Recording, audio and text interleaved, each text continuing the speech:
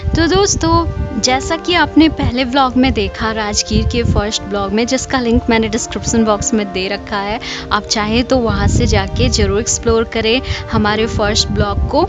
तो यहाँ पे मैंने बात किया था राजगीर रोपवे के बारे में, फिर विश्व शांति स्तूपा के बारे में, और वेणु वन, फिर यस्ती वन, इन सब के बारे में हमने बात किया। और कुछ और भी प्लेसेस थे जिसके बारे में हमें आगे इस व्लॉग में हम लोग बात करेंगे, जैसे कि मीनार मठ के बारे में बात करेंगे, फिर जो सोन भंडार था उसके बारे में बात करेंगे, और फिर जो जरासंध का अखाड़ा था वो, फिर जरासंध का बैठक, ये सब। तो अभी फ़िलहाल हम लोग तो जा रहे थे ग्लास वॉकवे की तरफ, यानी कि ग्लास जो ब्रिज बना हुआ है यहाँ पे, वो बिल्कुल रिसेंट अपडेट है जो राजगीर में बना है। बिल्कुल चाइना में जैसा ग्लास वॉकवे है उसी से इन्फ्लुएंस होके बनाया गया है, बट वहाँ पे इतनी ज़्यादा भीड़ थी, लोग बहुत ज़्यादा इकट्ठा हो गए थे, इसलिए हम लोग नहीं गए। तो ये जो प्लेस है वो है सोन भंडार। तो इसे सोन भंडार इसलिए कहते हैं क्योंकि यहाँ पे कहा जाता है कि जो राजा बिम्बिसार थे, उनका खजाना जो है वो इस गुफा में अभी तक अनएक्सप्लोर्ड पड़ा हुआ है। तो जितने सारे लुटेरे आए, फिर ब्रिटिशर्स भी आए, उन सब ने यहाँ पे तोप भी चलवा दिया, और अभी तक किसी ने खजाने को नहीं एक्सप्लोर किया है। कहा जाता है बाहर कुछ इंस्क्रिप्शन भी बने हुए हैं जिससे पता चले कि अगर उसे डिपिक्ट किया जाए तो पता चले कि इसे कैसे खोलना है। तो एक किंवदंती है, किंवदंती भी कह सकते हैं उसे, और एक कहानी भी कह सकते हैं। तो वो किंवदंती इस प्रकार है कि वहाँ की जो रानी थी जिनका नाम था अनंता देवी, तो वो क्या की थी कि सारे, जब उन्हें पता चला कि यहाँ पे तो लुटेरे आ रहे हैं, फिर अंग्रेज़ ये लोग आ रहे हैं, तो उन्होंने क्या किया कि सारे ही खजाने की रक्षा करने के लिए, क्योंकि रानी का भी एक बहुत महत्वपूर्ण योगदान होता है अपने राज्य के लिए, तो रानी ने क्या किया कि जितने भी खजाने थे उन्हें लेके वो उस गुफा में चली गई, और उस गुफा को अभिमंत्रित करके उसे बंद कर दिया। तो मंत्रों की शक्ति तो बहुत ज़्यादा होती है, तो उन्होंने ऐसा अभिमंत्रित किया और अपने आप को भी उसमें ही बंद कर लिया था, तो जिसके कारण आज तक कोई भी खोल नहीं पाया है उसे, और लोग जान ही नहीं पाए हैं कि वो सारी विरासत, सारी ट्रेजरी जो थी वो कहाँ गई। तो ये सारी चीज़ें जो थी वो सारे बहुत मतलब पुरानी बातें हैं, लेकिन आज भी ये बहुत एक इम्पॉर्टेंट कड़ी है जो कि लोगों को यहाँ जोड़ता है। अब हम लोग यहाँ पे आ गए हैं, यानी कि जो रोपवे है वहाँ पे।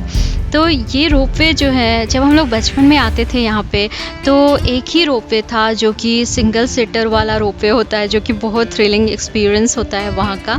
लेकिन अभी फ़िलहाल जो लोग डरते थे उस रोपवे पे जाने से, तो उनके लिए वो जो बड़ा वाला ट्रॉली वाला रोपवे होता है ना, वो भी बन चुका है। तो मम्मी पापा लोग तो उस पे गए, और हम लोगों ने डिसाइड किया कि जैसे हम लोग पहले सिंगल सीटर वाला रोपवे में जाते थे, तो आज भी हम लोग वैसे ही जाएंगे। तो चलिए हम लोग रोपवे पे आ गए हैं। तो कहा जाता है कि राजगीर का रोपवे जो है one of the oldest ropeway है बिहार का, जो कि चेयर वाला रिस्ट है, और ये 1000 फीट ग्राउंड लेवल से ऊपर की सैर कराता है, जो कि एक थ्रिलिंग एक्सपीरियंस भी रहता है। और हम लोग उसी से गए थे तो बहुत मज़ा आया था।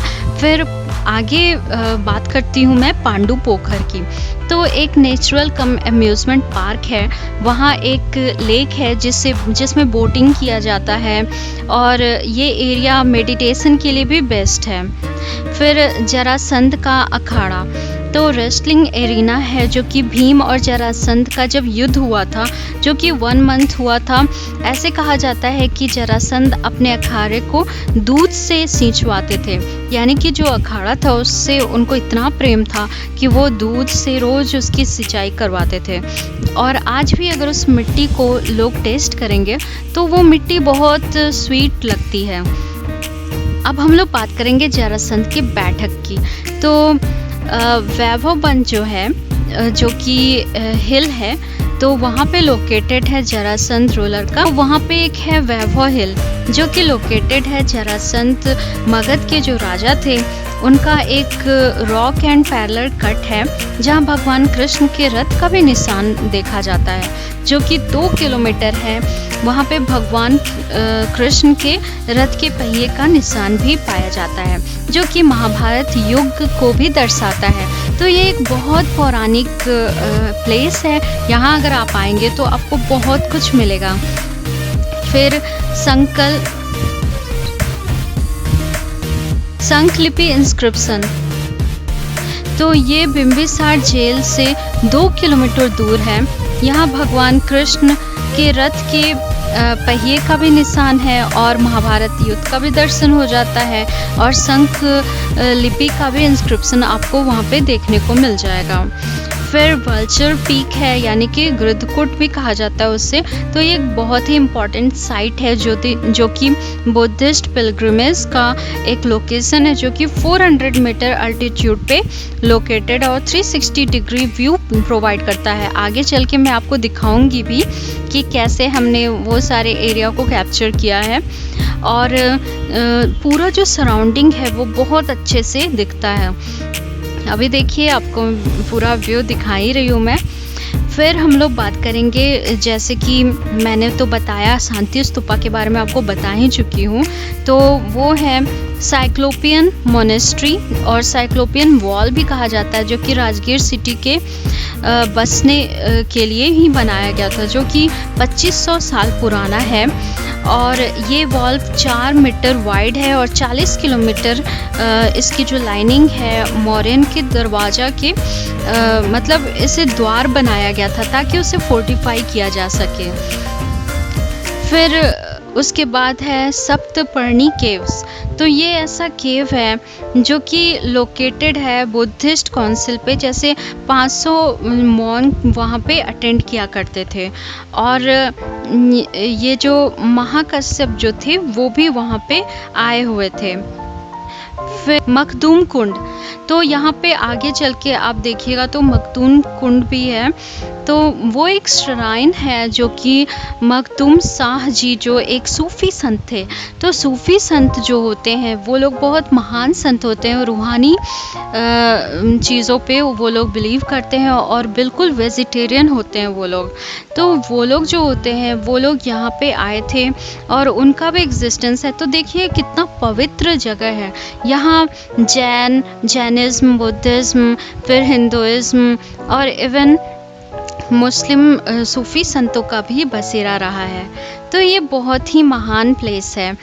फिर अजात शत्रु का फोर्ट भी है यहाँ पे जो कि मगध के रूलर थे और वो 6th सेंचुरी BC में उन्होंने यहाँ पे रूल किया था। बिंबिसार को जेल में कैद कर दिया था और जो द्वार है वहाँ पे वो बुद्ध भगवान के सेरेमन मतलब दिखता था, इसलिए वहाँ पे लोग वो क्या करते थे कि उस तरह से बिंबिसार जो थे वहाँ पे सेरेमन किया करते थे बुद्ध का, भगवान बुद्ध का।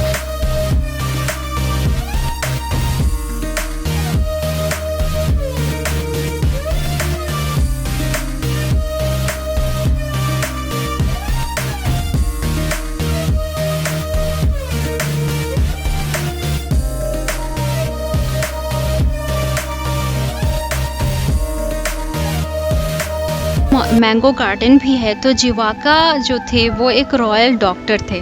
असल में हमारे बहुत पुराने डॉक्टर्स हुआ करते थे, तो जैसे चरक जी थे तो सुश्रुत थे, उसी तरह जिवाका भी थे और वो एक रॉयल डॉक्टर थे